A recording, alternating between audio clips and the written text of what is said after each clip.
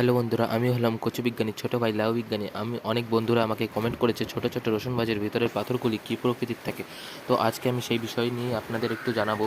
তো চলো শুরু করে নেওয়া যাক ভিডিওটা। দেখতেই পারছেন, প্রথমে আমি একটি ভালো ছোটো রসুনবাজির ভেতরের অংশটা খুলছি এবং খুলে ভালো করে খুলে পাতানোর পর দেখা যাবে এখানের পাথরগুলির রং সাদা, সাদা প্রকৃতির। এবং এই পাথরের ওপর একটা বারুদের আস্তরণের মতো আছে, যা কোনো কাগজে মুড়ে দিয়ে নিচে ঘাই মারলে খুব সহজেই, অতি সহজেই ফেটে যাবে।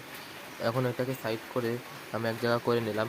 এবার আমি একটা বাজিকে ফাটিয়ে নিলাম। ফাটানোর পর দেখতে পাচ্ছেন ওই ফাটানোগুলোর তা হচ্ছে কালো রঙের পাথর হয়ে গেছে। এখন কালো রঙের পাথর হওয়ার পিছনে একটা সায়েন্স আছে, যেটা আপনারা আমাকে কমেন্ট করে জানান।